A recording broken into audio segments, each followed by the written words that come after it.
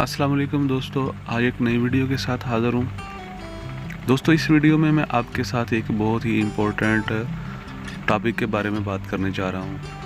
बहुत ज़्यादा दोस्त कमेंट्स में पूछ रहे थे कि इसके ऊपर एक वीडियो बना दें, क्योंकि इस वक्त यूएई के अंदर, दुबई के अंदर जो इस बात को लेके बहुत ज़्यादा इसका चर्चा हो रहा है कि जो वीज़े स्टेटस है, जो रेजिडेंस वीज़ा जिसका एक्सपायर हो गया है या फिर विज़िट वीज़ा एक्सपायर हो गया है या फिर होने वाला है या कैंसिल हो चुका है, उसके बारे में मालूमात लोग हासिल करना चाहते हैं। तो सोचा इसके ऊपर वीडियो बना दूं। आप खुद भी ये देख सकते हैं, मैं आपको एक जो डिटेल है इसकी आपको स्क्रीन के ऊपर भी नज़र आ रही है, और मैं इसकी जो पूरी डिटेल है आपको पढ़ के भी सुना देता हूँ।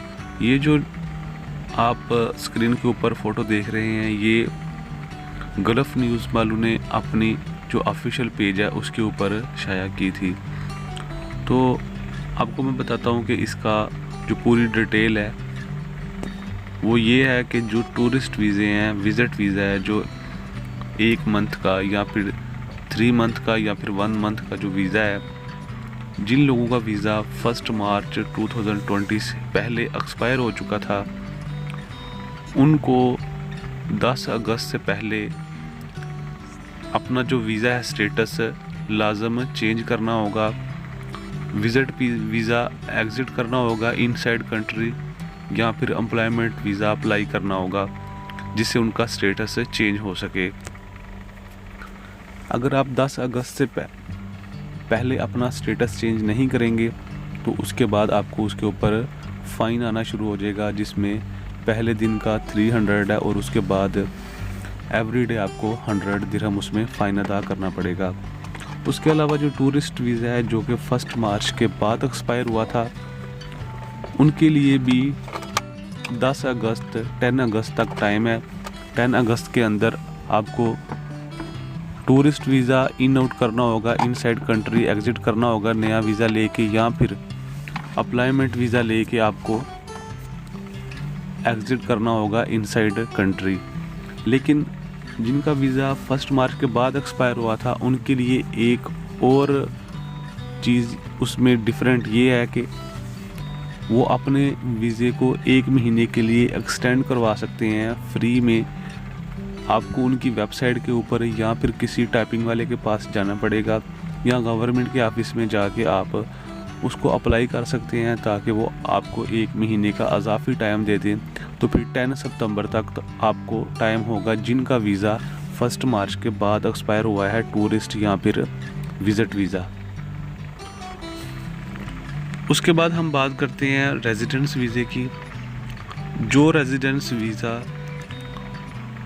1 मार्च 1 मार्च के पहले एक्सपायर हुआ था, उनको 10 अगस्त से पहले एग्ज़िट करना होगा, या फिर नया विज़िट वीज़ा या फिर एम्प्लॉयमेंट वीज़ा लेके इनसाइड कंट्री ही एग्ज़िट करना होगा।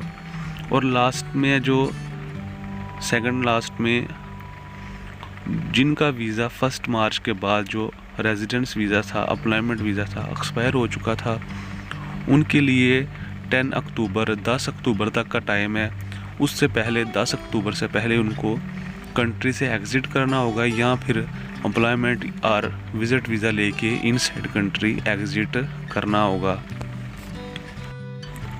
और लास्ट में सबसे इम्पोर्टेंट जो बात है वो ये है कि जो लास्ट के अंदर है, आपको भी स्क्रीन पे भी नज़र आना शुरू हो जाएगा, जो लोग यूएई से बाहर गए थे वोकेशन के लिए और उनको 6 मंथ हो चुके हैं दुबई के बाहर, यूएई के बाहर एग्ज़िट किए हुए, यूएई से 6 मंथ हो चुके हैं, उनके लिए यही है कि उनको जो वेबसाइट है गवर्नमेंट की, GDRFA की या फिर ICA की, उसमें जाके अपनी अप्रूवल जमा करवानी होगी। उसके बाद ही वो वापस आ सकते हैं। उधर आपको क्या क्या चीज़ें चाहिए होगी, उधर आपको चाहिए होगा आपका कोरोना टेस्ट और टिकट आपके पास पहले बुक होनी चाहिए। उसके बाद आप अप्लाई कर सकते हैं अगर आपकी अप्रूवल पास होगी या नहीं। और अगर आपके पास एम्प्लॉयमेंट वीज़ा था, रेजिडेंस वीज़ा था, जो कि 1 मार्च से पहले ख़त्म हुआ था, लेकिन आप अभी तक कंट्री से एग्ज़िट नहीं हुए, तो आपको जितने भी महीने गुजर चुके हैं उन महीनों का आपको फ़ाइन अदा करना पड़ेगा। डेली के 25 दिरहम आपको उसका फ़ाइन अदा करना पड़ेगा। और उसके अलावा अगर आपका रेजिडेंस वीज़ा 1 मार्च के बाद ख़त्म हुआ था और अभी तक रीन्यू नहीं हुआ, तो फिर आपके पास 10 अक्टूबर तक का टाइम है। 10 अक्टूबर से पहले आपको रीन्यू करना होगा, या फिर वीज़ा कैंसिल करने के बाद आपके पास 28 डेज़ का टाइम होगा। 28 डेज़ के अंदर आपको कंट्री से एग्ज़िट करना होगा यूएई से, या फिर किसी टूरिस्ट वीज़ा या फिर विज़िट वीज़े के ऊपर इनसाइड कंट्री एग्ज़िट करना होगा, या फिर एम्प्लॉयमेंट वीज़ा लेके, रेजिडेंस वीज़ा लेके किसी भी कंपनी का आपको इनसाइड कंट्री एग्ज़िट करना होगा।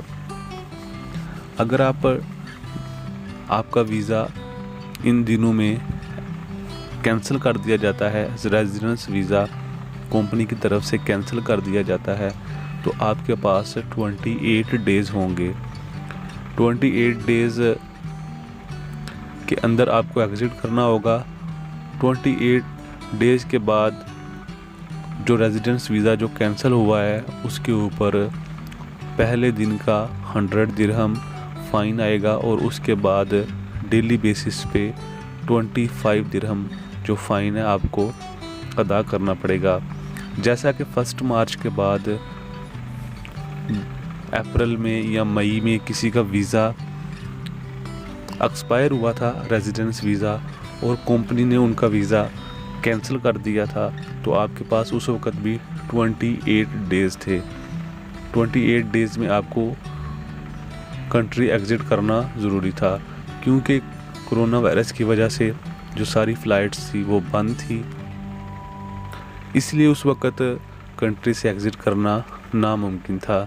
इसलिए इसके ऊपर उन्होंने थोड़ी सी रियायत की है, लेकिन फिर भी जिनके अप्रैल या मई में वीज़े कैंसिल हुए थे उनके पास 28 डेज़ थे।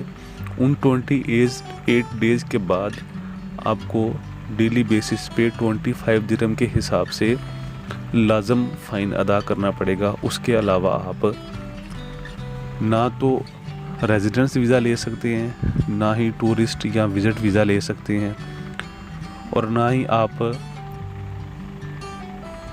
कंट्री से एग्ज़िट कर सकते हैं अगर आप वो जो फ़ाइन है वो अदा नहीं करेंगे। तो मेरे ख्याल से इस वीडियो में मैंने जो पूरी डिटेल है आपको बता दी है।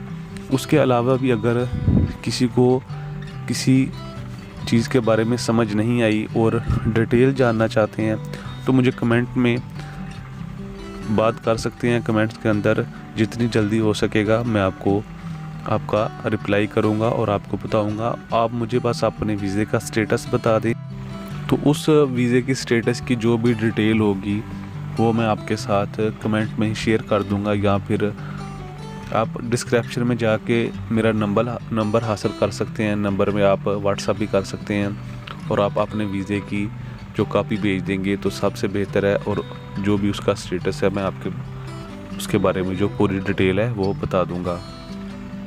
और इसके अलावा और ऐसी इन्फॉर्मेशन वीडियोस आप अगर देखना चाहते हैं तो गोहर इन्फो को सब्सक्राइब करें और साथ बेल वाले आइकन पर भी प्रेस करें, ताकि जो मेरी अगली आने वाली वीडियो है उसका नोटिफिकेशन भी आपको सबसे पहले पहुंच सके। तो ऐसी ही अगली वीडियो में मुलाकात होगी। उस वक़्त के लिए अल्लाह हाफिज़।